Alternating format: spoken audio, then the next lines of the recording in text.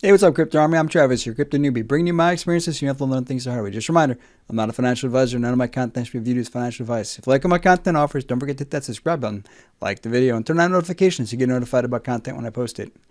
Just a quick update on Metabolic. They just had an AMA, so I did do a live stream of that event, and I'm going to kind of summarize some of the basic things that they were talking about in that. You can click here to get more information and actually just watch the full live AMA. I would say that most of the content was covered in really the first 30 or so minutes. Really, a lot of the updates came when I was asking some of the questions and kind of clarifying some stuff from the video. And I'm going to do a little bit of a clarification from the fundamental analysis I pushed out this morning. There was a couple things I missed, so I'm going to clarify on those as well in this video. But let's go ahead and jump right in. So first, about the team. Now, I did forget to mention yesterday that as part of the KYC for the pink sale, Dan, the CEO, did have to do the KYC process with them. And I should highlight that he's going to have to do that for pretty much any exchange listing, plus to put it on CoinMarketCap and to put it on CoinGecko. But again, what I'm looking for really is an actual KYC. And he talked a little about this in the AMA. There are a lot of crazy people out there, and I've heard kind of the same thing from some other projects that they get death threats and they get all these crazy messages from the people in the community that think the price should go higher or think that this should happen. And I've even heard that from teams that have been doxxed, that they start getting those kinds of messages. So I understand the concern. The one thing that is a little bit different with this team in comparison to some other projects I've covered is during the AMA today, they were fully doxxed visually in the AMA. And there's a couple other projects that they talk about having been doxxed and done all these things. And then when I watch their AMAs, I never see them do that. So there's a lot of people that'll come into the messages on the videos I do and say, hey, they did this or they did this. But every time I go to watch it, they don't do that. So in today's AMA, they did do that. You can actually see the team in the AMA. So you know that the people that are talking are the people in the pictures, which is kind of the new thing these days. People will actually hire actors to represent their project and then do a rug pull or do some sort of a scam where they pull everybody's money out of it. So that's why I'm pretty hesitant to call a team KYC'd. Now, I did miss here. So if you click on here, Sean Max actually got his own website. And if you come over here, and this is a pretty good design on a website as well. And you can kind of see where this entire team's got the visual and graphics design background. But a good website. And I did miss that. So really more than half of the team is doxxed. And they were willing to come up on the AMA and do a live stream. So that's not quite the same as doxing. Yesterday I was kind of going back and forth on whether they should be considered doxed because yes, part of the team was doxed. But I really do look for the CEO, and I understand the perspective of the CEO on why they're concerned about doxing, because there just are a lot of crazy people out there. Since they were willing to come on the live stream, I'm going to give it to them, especially since half of the team kind of is already doxed. The other half isn't, which is quite a bit more than a lot of teams out there. So I think we're going to call this one a doxed event. That C they got is going to be the C they got. They still don't have a galaxy score, which is the socials. And for a project that's really only been launched for about a week, yeah, you're not going to have a galaxy score. That's just the reality of it. So once they get a galaxy score, they'll be firmly in a B without any question. Even if they get a low galaxy score, they're going to be at the B territory. That's kind of the final step to get up to a really high score, because then you have less to worry about for the project. If you have a team that's doxed and you're confident that at least the people that are talking to you are legitimate, they've got their faces out there. You may not necessarily have the entire team's names in this particular instance, but eventually they're probably going to have to establish an LLC, and if you really want to know their names, you can just look it up that way as well. And most projects, especially once they start bringing in solid volume, they want to establish that LLC because of the tax benefits that it provides. Now, as far as the updates on their utility, the swap's just about done. They said it should be done probably tomorrow, and then we should start to see that get rolled out to the website in the coming days.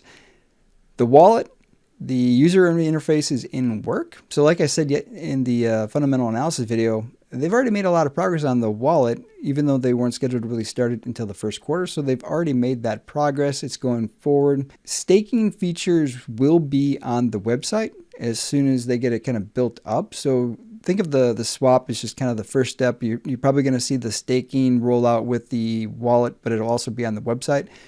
Not sure when it's going to come and which order they're going to release things, but staking's awesome because you can earn extra passive income for staking. I'm a big fan of doing staking, especially if you're going to hold on to the token. Why wouldn't you want extra revenue to come in? It just kind of makes sense. I'm always a huge fan of projects that do the staking mechanism as well. They also talked a little bit about the liquidity. So the liquidity currently isn't locked, but it will be locked in the next couple of days. So expect an update on that as well in the coming days. It was in the CEO's wallet for a pretty good length of time without any problems, and that was, potentially hundreds of BNB. I think we can trust that they're not going to walk off with the liquidity because they would have already done it if they wanted to. Expect that to get locked just to make sure that the community's fears are set aside and they don't have to worry about it. They did do a quick update on listing, so they've already applied for CoinGecko. In order to apply for CoinGecko and for CoinMarketCap, you have to hit a certain volume and number of holders in order for that to get accepted. So right now there's just not enough volume and not enough holders because the project hasn't really taken off. It's only been a couple days over Christmas and the New Year's. Expect that probably in the next month or so, we should start to see the volume and the number of holders necessary to get listed on CoinMarketCap and CoinGecko. But that has been applied for, so expect that to happen. And again, I've mentioned this before, whenever projects get listed on CoinMarketCap and CoinGecko, that's usually when they take off. That's usually when you start to see that real big takeoff on the price. So expect some big things to come once they announce that it's going to get listed there. And they're also listing on other exchanges, which helps to drive that volume and those holders. Now, Dan also mentioned trying to get this project listed on other blockchains. No specifics about which blockchain, but if they set it up as a bridge with another blockchain, that potentially exposes this project to a lot of other holders as well. That can be a great thing for a new project to get listed on a blockchain. Now, the last thing is a quick update on the price. And as you can see, the price is already starting to go up. It's not going off like a rocket ship, but that's pretty good considering where it was yesterday when I shot the video. It's been pretty much all positive ever since, and hopefully this trend will continue because that's really what this project needs, is just the volume and the holders and people just getting exposed to this project and buying into it, because that will allow for that CoinGecko and that CoinMarket and even more exposure because it's got a lot of really solid fundamentals. And when you look at what they're trying to do and what the utility they're bringing and the qualifications that they bring to that, you've got a really solid team that can really propel this project forward.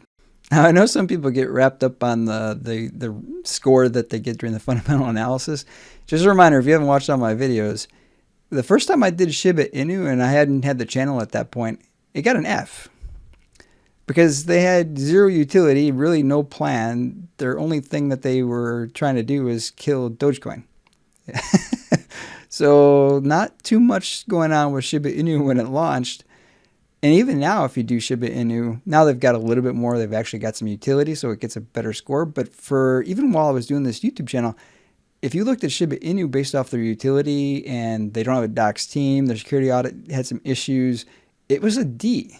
Now, look at where Shiba Inu is now. It's at top 12 or 13 cryptos. So don't get wrapped up on the score. That's a risk indicator. That's all that is. It just tells you what to be concerned about. And when you've got a project that's only got a couple hundred investors, you should be concerned. You have no idea what's going to happen with that project. But it has a lot of potential. And the best thing, especially for a lot of us in the crypto space, you don't have to invest a lot of money to potentially make off like a bandit on this project. Look at Shiba Inu when it first launched. If you had invested $100 in Shiba Inu back in January, you'd have $45 million. Yeah, that's what we're talking about, is trying to find a project like that. Is Metabolic that project? I don't know. Nobody can tell you that it is or isn't. What I can tell you is that it's early enough in this project where it has the potential to be like that. Not to mention that the utility that they're bringing and the qualifications that they're bringing as well in graphic and video design. So they've got a lot of things going for them as far as them being the team. Not to mention the tokenomics are pretty good. They've got a solid plan. Now we just got to kind of see what happens. I consider this a pretty good opportunity. Again, I'm not telling you to invest a whole bunch of money or invest any money in it. I'm just saying that the fundamentals are pretty solid for this project. It's got a lot of stuff going for it, so it's definitely worth your time to take a look at it. Now, I never recommend buying for a pump and dump. I never recommend doing that. Whenever I recommend a project, it's always for the long term. So when you look at this project, look long term. I know there's going to be a ton of people that see pump and dump potential just because it's so new. That's unavoidable. You can't avoid it. But look at this project with the long term in mind. Where could it go? If they achieve the things that they're talking about, how far could this project go? And invest in a project based off of that, based off the fundamentals of the team, the project, and where it could potentially end up. Now, that's pretty much all I wanted to cover for this video. Hope you found the content helpful. Until next time, stay strong with those diamond hands.